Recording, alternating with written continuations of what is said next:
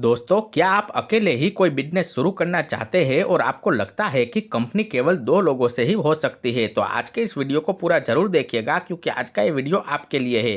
क्योंकि आज मैं आपको समझाने वाला हूँ कि 1% कंपनी क्या होती है और कैसे बनती है। इसे आप अकेले व्यक्ति भी शुरू कर सकते हैं और इसीलिए इसे ओपीसी यानी कि 1% कंपनी कहते हैं। तो इसे कौन बना सकता है, इसके फायदे नुकसान क्या क्या है और क्या क्या इसकी सीमाएं है, इसके बारे में डिटेल में हम जानेंगे। तो सबसे पहले ये समझ लेते हैं कि 1% कंपनी क्या होती है। दोस्तों, शॉर्ट फॉर्म में इसे ओपीसी भी कहा जाता है। तो दोस्तों, ओपीसी यानी कि 1% कंपनी एक ऐसी प्राइवेट लिमिटेड कंपनी होती है जिसे सिर्फ एक ही व्यक्ति मिलकर बना सकता है। यानी कि इसमें सिर्फ एक डायरेक्टर और एक ही शेयर होल्डर होता है। दोनों रोल्स एक ही व्यक्ति निभा सकते हैं। इस स्ट्रक्चर को सरकार ने कंपनीज एक्ट 2013 के लाया था ताकि छोटे व्यापारियों, फ्रीलांसरों और सोलो उद्यमियों को भी कंपनी बनाने की सुविधा मिल सके। इसका फायदा यह होता है कि एक व्यक्ति भी वह सब कर सकता है जो एक प्राइवेट लिमिटेड कंपनी करती है, जैसे कि ब्रांड वैल्यू बढ़ाना, लीगल प्रोटेक्शन करना, क्रेडिबिलिटी बनाना। ये सारे काम एक व्यक्ति के हाथ में आ सकता है 1% कंपनी के थ्रू।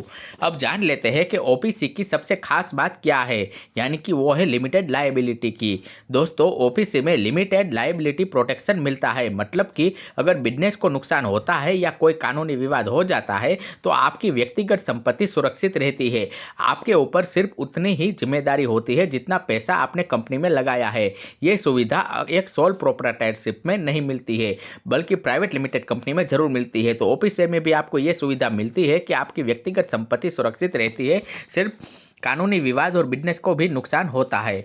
अब जान लेते हैं कि ओपीसी कौन बना सकता है, लेकिन इससे पहले मैं आप लोगों को बता दूं कि अब तक आप लोगों ने हमारे व्हाट्सएप चैनल से नहीं जुड़े हैं तो नीचे डिस्क्रिप्शन में दिए गए लिंक पर क्लिक करके हमारे व्हाट्सएप चैनल से जरूर जुड़ जाइए। और अब जानते हैं कि ओपीसी बनाने के लिए कुछ नियम है जो कि जान लेते हैं। तो दोस्तों, केवल भारत का रेजिडेंट सिटीजन ही ये बना सकता है। मतलब कि पिछले एक साल में 182 दिन या उससे भी ज़्यादा वो इंडिया में रहा हो, वही व्यक्ति कंपनी ओपीसी शुरू कर सकता है। इसके अलावा उसकी उम्र 18 साल से ऊपर होनी चाहिए। एक समय में आप केवल एक ओपीसी में ही शेयर होल्डर हो सकते हैं। आपको एक नॉमिनी का नाम देना जरूरी होता है। अगर आपके साथ कुछ हो जाए तो वह कंपनी का मालिक बनेगा। दोस्तों, अब जान लेते हैं कि ओपीसी कैसे रजिस्टर होती है, पूरा स्टेप बाय स्टेप तरीके से। तो दोस्तों, स्टेप 1 है कि डायरेक्टर का डिजिटल सिग्नेचर बनता है। डायरेक्टर का DIN यानी कि डायरेक्टर आइडेंटिफिकेशन नंबर भी लिया जाता है। कंपनी के लिए 2-3 नाम चेक कराए जाते हैं। MOA और AOA तैयार किया जाता है। साथ ही नॉमिनी का कंसेंट भी ली जाता है। MCA की वेबसाइट पर सभी डॉक्यूमेंट जमा होते हैं और रजिस्ट्रार जाँच के बाद COI यानी कि सर्टिफिकेट ऑफ इनकॉर्पोरेशन जारी करता है, यानी कि ओपीसी बनकर तैयार है। पूरी प्रक्रिया आमतौर पर 5 से 10 दिन में ही कंप्लीट हो जाती है। अब जानते हैं ओपीसी के फीचर्स के बारे में। तो दोस्तों, इसमें डायरेक्टर एक होता है, शेयर होल्डर भी एक ही होता है, नॉमिनी भी एक ही रख सकते हैं, लिमिटेड लायबिलिटी भी एक ही होती है, सेपरेट लीगल एंटिटी का दर्जा मिलता है, एनुअल ROC कंप्लायंस जरूरी होता है और ऑडिट अनिवार्य होता है भले ही टर्नओवर कम हो। ये सारे फीचर ओपीसी में मिलते हैं। अब जान लेते हैं ओपीसी के कुछ फायदे के बारे में। तो पहला फायदा तो यह है कि अकेले बिजनेस चलाने की आज़ादी मिलती है, यानी कि कोई पार्टनर रखने की जरूरत नहीं पड़ती। साथ ही लिमिटेड लायबिलिटी प्रोटेक्शन होता है, यानी कि आपकी पर्सनल प्रॉपर्टी सुरक्षित रहती है।